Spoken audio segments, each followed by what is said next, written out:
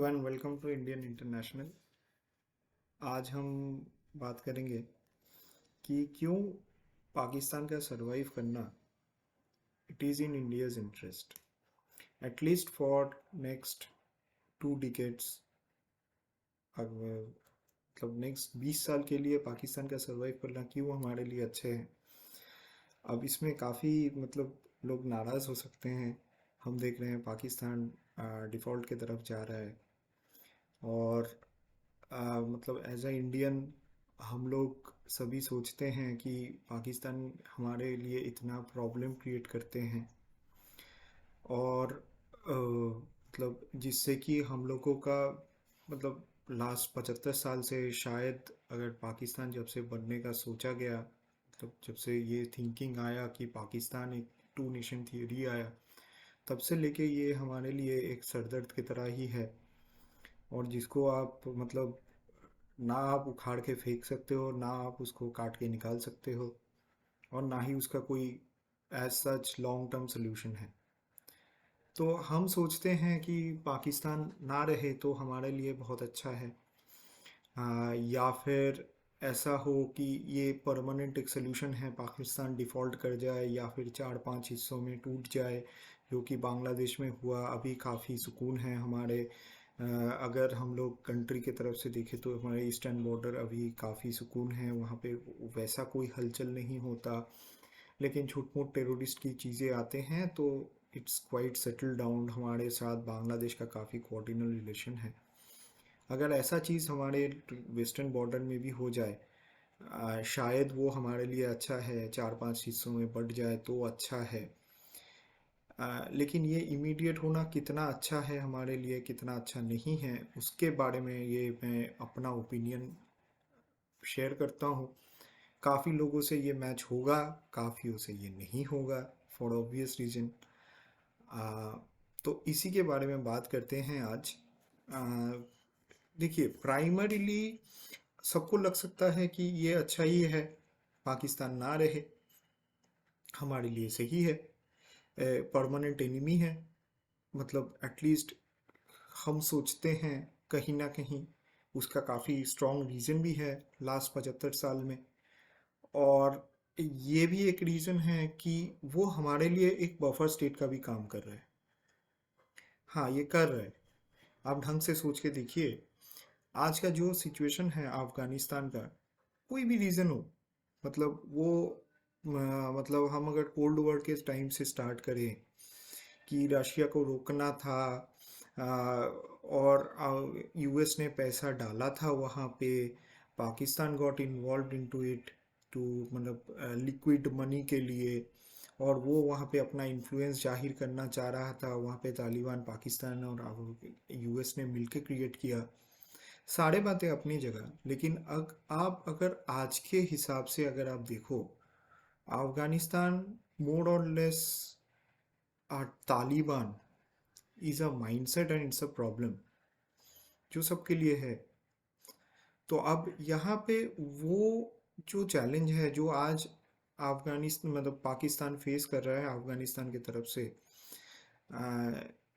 तो मतलब Hillary Clinton ने जो स्टेटमेंट डाला था कि आप अगर अपने घर के बगल में सांप पालोगे तो एक ना एक दिन वो आपको काटेगा ही। It is not only neighbours problem, it's your problem as well. तो वही बात कहीं ना कहीं सच हो रहा है, वही बात हमें दिखने को मिल रहा है। और अगर आज के डेट में पाकिस्तान का आर्मी लड़ रहा है अपने सस्टेनेबिलिटी के लिए, मे बी अपने लोगों को बचाने के लिए, या फिर अपना ही बनाया हुआ फ्रैंकेनस्टाइन को मारने के लिए, जो भी रीज़न हो, reason is not important right now. आप अगर एज अ इंडियन सोचे तो रीज़न इज़ नॉट इम्पोर्टेंट। लेकिन वो लड़ रहा है कहीं ना कहीं, अपने बलबूते में लड़ने का कोशिश कर रहा है, अपने आर्मी में फूट है उसका, क्योंकि ये इस्लामिक जिहाद का उन्होंने अभी 70 साल से यही पाठ पढ़ाया है अपने आर्मी को भी। तो ये क्या हो रहा है, कहीं ना कहीं दे आर फेसिंग डिफ़िकल्टीज, लेकिन वो लड़ रहे हैं।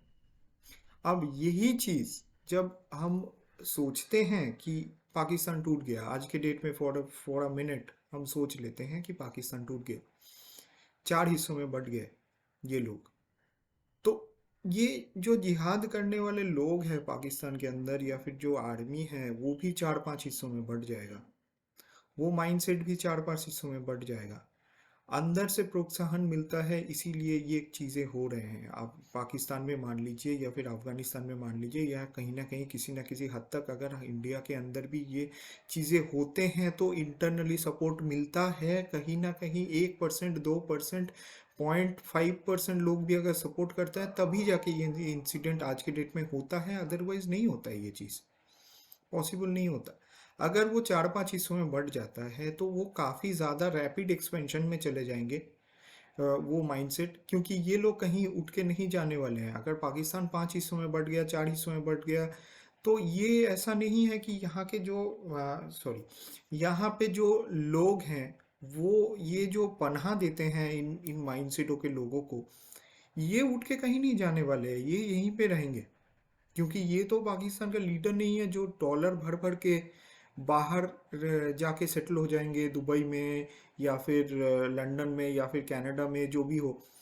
तो ये इनका बिजनेस है, ये इनका माइंडसेट है, ये यहीं पे रहेंगे। और ये गजवाए हिंद का जो मतलब शबाब चढ़ा हुआ है इनके सर पे, तो ये कंटिन्यू होगा। तो next attack will be on India. तो हमारे आर्मी को ही चैलेंज फेस करना पड़ेगा, और एक बॉर्डर से नहीं, एक जगह से हमें नेगोशिएट नहीं करना है। क्योंकि बैटल डजंट मीन कि ऑलरेडी हम लोग सिर्फ फ्रंट पे लड़े जा रहे हैं या फिर ऊपर से बॉम्बिंग हो रहा है। ये बैटल नहीं है। बैटल है कि ये एक battle is a challenge of mindset. यहाँ पे कितनी आर्मी जितना गोली चलाता है उससे ज़्यादा बात भी करता है, ये हमको समझना पड़ेगा। तो हमें अगर यहाँ पे 3 बॉर्डर, एक के जगह 3 बॉर्डर हो जाए, हमारे पंजाब के वहाँ पे, यहाँ पे कश्मीर के वो वाला पोर्शन अगर भी इंडिपेंडेंट हो जाए, पंजाब वाला बॉर्डर आ जाए, सिंध वाला अलग हो जाए, तो वहाँ से भी अटैक आएंगे हमारे पास। तो अब तब हमें एक जगह से नेगोशिएट नहीं करना है, एक माइंडसेट को चैलेंज नहीं करना है, 3 माइंडसेट को चैलेंज करना है, 3 जगह नेगोशिएट करना है, which is more difficult than जो कि आज के डेट में है। अभी ये 70 साल से हम इन लोगों के साथ लड़ रहे हैं, हमें पता है ये क्या कर सकते हैं क्या नहीं कर सकते हैं, there is a defined strategy. लेकिन जब भी ये तोड़ के 3 हो जाएगा, that will be a far more difficult challenge than जो आज के डेट में है। तो ये तो हो गया पहला पॉइंट। सेकेंड पॉइंट हो गया, अगर ये मतलब 4 नेशन में और कन्वर्ट हो जाते हैं तो ये बहुत छोटे छोटे नेशन बनेंगे। ऐसे ही मतलब 5 करोड़ 6 करोड़ आबादी वाला बहुत छोटा जगह है जहाँ पे एग्रीकल्चर का कोई सेटअप नहीं है, जहाँ पे बिजनेस का कोई सेटअप नहीं है, because and they are bet already debt ridden. क्योंकि ये जो मतलब जो भी 250-500 मिलियन का जो भी सॉरी बिलियन का जो लोन लेके रखे हुए हैं, ये लोन तो कहीं नहीं जाने वाला। ये भी एसेट, जब एक कंट्री डिवाइड होता है तो एसेट जैसे डिवाइड होता है लोन भी डिवाइड होता है। तो ये पहले दिन से ही ये एक लड़खड़ाता हुआ स्टेट बनेगा।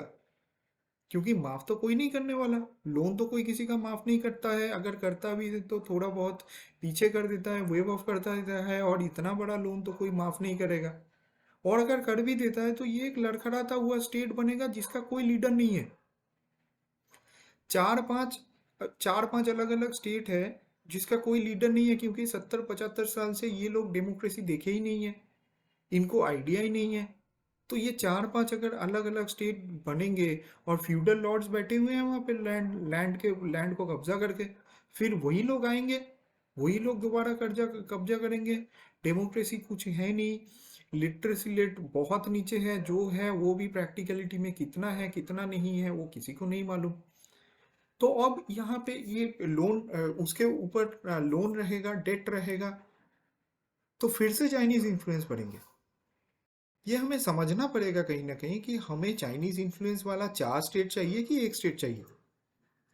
तो अगर ये दोबारा फिर से 4-5 इन्फ्लुएंस वाले ये चाइनीज स्टेट बनेंगे तो हमारा डिफिकल्टी और बनेगा। सीपेक आज के डेट में बंद पड़ा है, जो भी वो रीज़न कि वहाँ पे बलूचिस्तान का लिबरेशन आर्मी का अटैक हो, चाइनीज़ के पास इन्वेस्ट करने के लिए पैसा नहीं है, क्योंकि क्योंकि उनका खुद का इकोनॉमी 2% में ग्रो कर रहा है या फिर और भी नीचे शायद। तो ये सब कुल मिला के ये जो प्रॉब्लम्स है, तो ये मतलब ये और एस्केलेट हो जाएगा।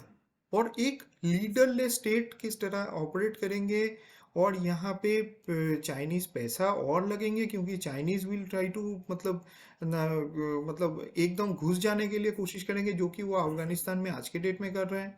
देखिए, अफगानिस्तान में किसी के साथ अभी तक कोई मतलब डील डील कोई भी गवर्नमेंट में नहीं किया है। तालिबान के साथ एक एक ही गवर्नमेंट में अभी तक डील किया है माइनिंग एक्सप्लोरेशन के लिए, जो कि ओनली बिजनेस डील है अगर आप मान सको तो। ऑन पेपर ये चाइनीज ने किया है तालिबान के साथ, किसी और ने नहीं किया। किसी और कंट्री के साथ ये नहीं हुआ, ना ही यूएन के साथ कोई भी मतलब वैसा कुछ डील हुआ, ना यूएस गवर्नमेंट में एक्सेप्ट किया, कुछ नहीं हुआ।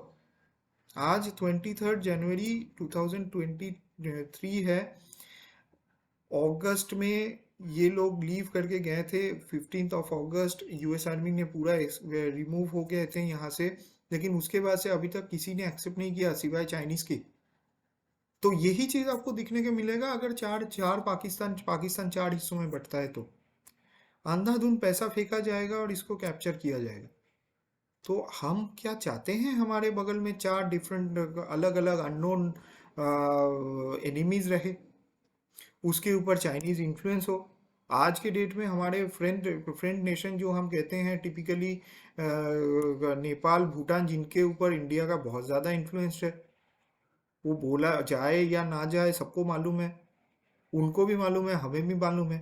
वही उसी चीज़ को हम लोग कंट्रोल करने में हम लोगों को परेशानी हो रहा है। नो मतलब मैं अपने गवर्नमेंट के अगेंस्ट में नहीं बोल रहा हूँ, I know they are doing their best, लेकिन ये चैलेंज हमें फेस करने मिल रहा है। इवन बांग्लादेश में भी दे आर इन्फ्लुएंसिंग। म्यांमार में देर इज junta गवर्नमेंट, जो कि आर्मी का गवर्नमेंट है, उसमें भी हम लोगों को परेशानी हो रहा है। जो हमारा नॉन टेरिटरीज है वहाँ पे भी हमें चैलेंजेस फेस करने मिल रहा है, और हम लोग we are doing it quite well. हम चैलेंजेस फेस कर रहे हैं, काफ़ी बेहतर भी कर रहे हैं चाइनीज से, लेकिन ये मैं बोल रहा हूँ कि ये और बढ़ जाएंगे। इसको बढ़ाने से बेटर है इंडिया जब ग्रोथ के लिए फोकस कर रहे हैं, हम भी ग्रोथ के लिए फोकस कर रहे हैं, चाइनीज भी कर रहे हैं अपने ग्रोथ के लिए फोकस। हाँ, वो रास्ता शायद ठीक नहीं है, उसमें काफ़ी लूफोल्स है, काफ़ी मतलब स्टार्टअप की तरह 5 साल में दे वांट टू ग्रो 500% इस तरीके का, उसके लिए हुक्स एंड क्रूक्स कुछ भी करने के लिए they are agreed upon as a state, as a nation. I am not against startup, I have walked into startup. I am not मतलब questioning any startups mindset, but I am just quoting this as a growth mindset कि वो जैसे fast grow करना चाहते हैं, Chinese भी चाहते हैं।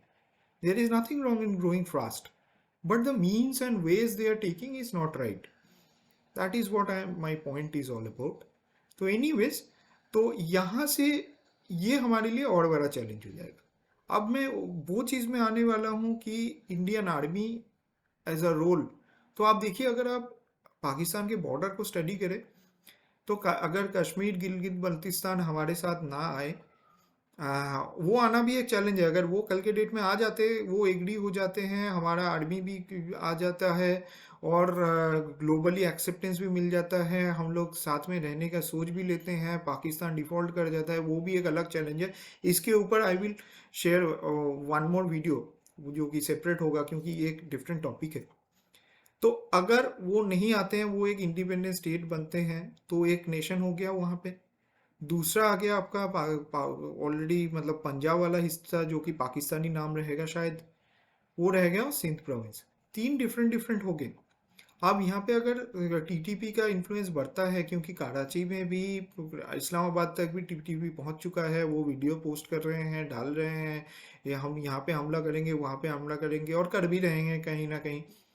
तो वो अगर ये तीन डिफरेंट स्टेट बन जाते हैं, तो हमारा जो काम पीसफुल बॉर्डर है राजस्थान गुजरात वाला, दैट विल ऑल्सो कि वल्नरेबल हो जाएंगे, वो भी चैलेंजिंग हो जाएंगे, वो सही नहीं है कहीं ना कहीं। तो वो जो पीसफुल काम बॉर्डर जो है कश्मीर के अलावा, पंजाब के अलावा, जो बॉर्डर हमारे लिए इतना मतलब प्रॉब्लमेटिक नहीं है, वो भी कल के डेट में प्रॉब्लमेटिक बन जाएगा। तो हम क्या चाहते हैं, हमारे आर्मी के लिए और चैलेंजेस बढ़े? तो इससे बेटर है कि हमें हमारे साथ एक लड़खड़ाता हुआ पाकिस्तान रहे, जो सारा दिन चिल्लाता रहे कश्मीर कश्मीर करके, और उनके लोगों को आटा ना मिले। हम कहीं ना कहीं उनको अपने प्रॉब्लम में फंसा के रखें। लेकिन ये यूनाइटेड रखे इनको, हम मेक श्योर करें कहीं ना कहीं ग्लोबली कि वो टूटे ना, डिफॉल्ट करे लेकिन टूटे ना। डिफॉल्ट करने से अगर टूट जाता है तो वो सिचुएशन कहीं ना कहीं हमें रोकना चाहिए। It is in our interest, क्योंकि हमें ग्रो करना है, उनको ग्रो नहीं करना है। वो अभी भी 1400 साल पीछे ही जीते हैं। अभी वो मक्का मदीना का सोच लेके जीते हैं। जीने दो उनको, उनको सड़ने दो। उनको टूट के उनको आप आगे नहीं ला सकते हैं। That's a lost case. जो भी सोचते हैं पाकिस्तान टूटने से हमारे साथ जुड़ने से कुछ होगा, वो नहीं होने वाला। वो एक लॉस्ट केस है। लॉस्ट केस को लॉस्ट केस की तरह ही छोड़ देते हैं। जब जहाज कोई बड़ा मतलब इन्वेंट्री का जो शिप होते हैं, जो कंटेनर शिप होते हैं, वो जब डूबता है ना, इंश्योरेंस कंपनी और गवर्नमेंट ऑलवेज, और जो बिजनेस कंपनी जिसका वो शिप ट्रैवल कर रहा है, वो सब हर वक्त ये कैलकुलेट करना है कि ये अगर मतलब कंटेनर शिप है, इसमें कितना माल है, इसको अगर हम उठाएंगे तो कितना रिकवरी होगा, कितना खर्चा आएगा। उसी के हिसाब से वो कॉल लेते हैं कि इसको उठाना है कि नहीं उठाना है, या फिर इसको सिर्फ डूबने ही देना है। तो पाकिस्तान वही डूबता हुआ कंटेनर है, जो कि डूब जाए तो मतलब किसी का लॉस कुछ है नहीं। लेकिन वो अगर हम उसको उठा के लाए तो उसमें ज़्यादा खर्चा आएगा, और ज़्यादा खर्चा इन द सेंस कि हमें ज़्यादा प्रॉब्लम्स मिलेंगे। क्योंकि ये जो नेगेटिव माइंडसेट में वो लोग जी रहे हैं 1400 साल पीछे, जो कि वो आगे नहीं लाना चाहते हैं मैक्सिमम लोग। I am not saying all Pakistanis are wrong, but maximum लोग जो हेट्रेट के साथ जी रहे हैं, जो माइंडसेट के साथ जी रहे हैं, मैक्सिमम लोग चाहते हैं कि अफगानिस्तान इस मतलब तालिबान जो कर रहे हैं या फिर टीटीपी जो कर रहे हैं उनके साथ सोचते हैं, तो उनको अपने अपने तरीके से छोड़ दे। उसमें हिस्सादारी मत कीजिए, उसमें कोई इन्फ्लुएंस मत कीजिए। Let it be as they are. तो आगे चलते हैं। अब ये हमें भूलना नहीं चाहिए, ये न्यूक्लियर स्टेट है, और पाकिस्तान का जो पॉलिटिशियन हैं, जो आर्मी हैं, वो अपने फायदे के लिए कुछ भी कर सकते हैं। और इसका काफ़ी काफ़ी एग्जाम्पल है अभी। इसीलिए 4 बार डिक्टेटरशिप आया, इसीलिए मतलब इतना प्रॉब्लम्स आए दुनिया में। आज भी एलिगेशन आ रहा है कि वो यूक्रेन में यूरेनियम भेज रहे हैं, या फिर न्यूक्लियर बॉम्ब बनाने के जो मटेरियल है वो भेज रहे हैं, यूके पकड़ रहा है। कल के डेट में जो मतलब नॉर्थ कोरिया के पास जो मशीनरीज हैं, जो उन्होंने न्यूक्लियर बॉम्ब बनाया है, वो भी बोलते हैं कि वो चाइना के डायरेक्ट इन्फ्लुएंस से नहीं, बाई पाकिस्तानी रूट गया है। अब इसमें कितना सच है कितना झूठ है, नोबॉडी नोस, क्योंकि ये तो फैक्चुअल कुछ आया नहीं अभी तक। तो लेकिन ये एक्सपेंशन जो हो रहा है, कहीं ना कहीं ये इन्फ्लुएंस है। मतलब ईरान में भी जो एटॉमिक रिसर्च चल रहा है, उसमें भी कहीं ना कहीं पाकिस्तान का घूमता फिरता हुआ बाजार में ये अवेलेबल है थ्योरी की। वो भी उनको भी कुछ ना कुछ टिप्स मिला है वहाँ से, तब भी वो ये उसमें आगे बढ़े। तो ये हालांकि मतलब ये मतलब पाकिस्तान और ईरान का रिलेशन अच्छा नहीं है, शिया सुन्नी रीजन के वजह से। लेकिन फिर भी ये कानो कान डॉलर, डॉलर का पावर सबसे ज़्यादा है, तो उस और पाकिस्तान में डॉलर ही चलता है, पाकिस्तानी रुपी तो चलता नहीं। तो मैं दूसरे सेंस से बता रहा हूँ, I hope all of you understand. तो वो मतलब डॉलर चलता है वहाँ पे, डॉलर के बलबूते में आप बहुत कुछ कर सकते हैं वहाँ पे।